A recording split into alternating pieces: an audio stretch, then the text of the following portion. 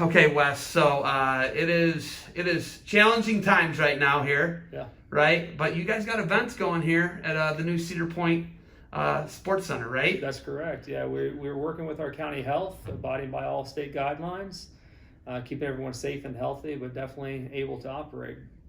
When you look at something like this is such a challenge, right? Operating in the middle of a pandemic. What have you guys had to do to keep these events from not being canceled and having kids here in the building competing? Sure, it's a tremendous amount of work. So instead of going through your standard operations plans, just to host an event, we're going through multiple revisions of operations plans, making sure that we have proper flow of traffic, that we have proper signage, that we have proper spacing. You know, the biggest limitation that we have as an indoor venue is we're limited to a capacity of spectators, so 300 spectators within the entire venue per event. And so it makes the building look quite empty when you can only have 300 spectators. So a building of 145,000 square feet, our thing at this point when we're talking to these event directors, we may not have a lot of spectators, but as long as we get the kids in here and they can play. You know, that's the biggest thing right now. I don't know if people understand the mental health toll that it's taken on kids, because a lot of them are remote learning. Sure. Right? Not every school is is in person, right? Obviously it's more remote than it is in person. But when you guys know you can put on successful events, you can be safe. It's good to have an empty looking building, right? And then people are spaced out, social distancing, mask wearing. Sure. When you look at all of that combined, nobody's shut you down yet. You've done a great job. It's a testament to you guys. Yeah. What's it like knowing you're getting the job done in that manner? Oh, it's fantastic, and we're part of a much larger network across the country. So we're part of a network called Sports Facilities Companies, and so we have venues that range anywhere from Florida up to New Jersey, out to Colorado. And we take great pride in the work that we do across these facilities to make sure that everyone's healthy and safe when they come to an event in the building, or if it's simply just practice. That's one of the things that we do now as well, is we're trying to work with all local school systems who may not have access to their school gymnasiums to provide them the opportunity to practice, whether it's a varsity high school basketball team or it's your little fourth grade boys basketball team. We're trying to provide opportunities for everybody so that they can continue to stay active. You look at working with OAC and Jared Opper. Jared Opper, he is a head coach at a local school, Sandusky St. Mary Central Catholic. You got Perkins, you got Sandusky High. They're all right here, right? And then you got Huron down the road and the Sandusky Bay Conference schools. But you got a great base of schools to pull from, and having events here for high schools. Jared said he had a duel pre-COVID in that gym, that gym where they're doing awards. Yeah. You guys are really into helping out and partnering with the neighboring high schools. Why is that such an important thing to you? Because we're a community venue.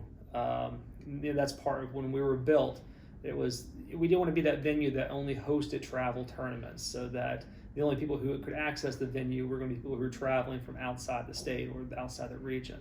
So part of what we try to do is partner as much as we can with the local community, because we want to help serve our community. And whether it was pre-COVID hosting that duel with his high school and a couple others, or if it's current COVID situations and just work with local school systems to accommodate as much as we can, we're trying to help out, because it's a trying time for a lot of people. Other situations that you guys have here, there's an outdoor facility next door with Sports Force.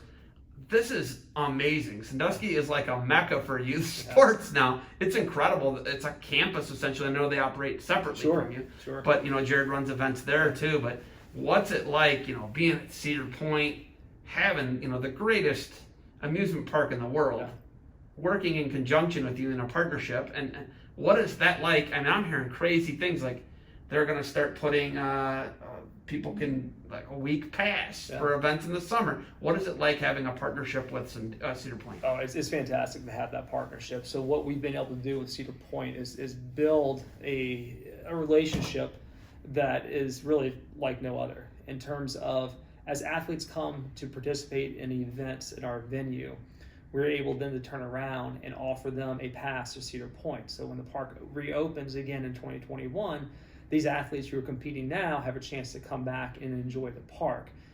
So it's a win-win situation. We get to be able to offer this tremendous benefit to our athletes, and at the same time, Cedar Point, as our partner, gets to have those athletes then experience their park either the same time that they're here during their event, or in a situation like now where it's December, they can come back anytime between park opening and Labor Day. Cedar Point it is the definition to me, growing up in Northwest Ohio, it is the definition of go big or go home. Amusement parks in Europe, Southeast Asia, right? Asia. They're always coming after Cedar Point for biggest, fastest, make you puke the most, whatever the roller coaster is, right? It's America's roller coaster. There's no comparison. I've been all around the world, all around the country. Amusement parks, it crushes everybody. But everyone's coming after it's a competition, right? Sure.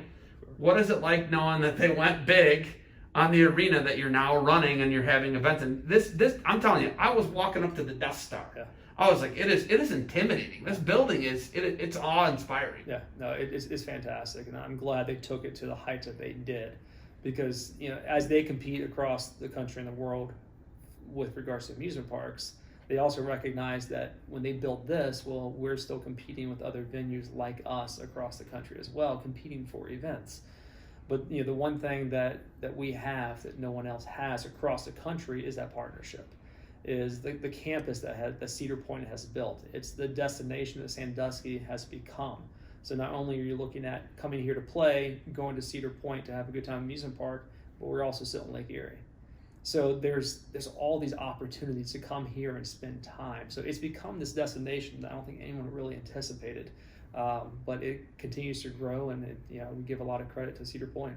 It's such an unlikely place too, because you look at Disneyland, you look at Disney World, right? And that's a different thing, but they still have the rides, and there's an amusement park end to it, and the Six Flags franchise, Chicago, right? And you got, they had the SeaWorld franchise. They had all these places that were amusement park-ish. But this place, I didn't say New York City. Yeah. We said Sandusky, Ohio, right? Yeah. And that's what's really neat what they've done. They've taken a small town, and they've really been able to develop, like you said, and it's world class. Yeah. Wes, do you have anything else for me? No, I'm good. I appreciate the opportunity. Thank you for the time. Good luck to you guys moving forward in this COVID environment. It's, like I keep saying to Jared, logistical nightmare are the words I use. Fluid situation. Yes, sir. Right? And then financial nightmare is another thing I say. Yeah. When you have a big, gigantic, cavernous building like this, there's got to be events to keep the doors open. Exactly. So, Wes, thank you for the time. Good luck moving forward. Thank you.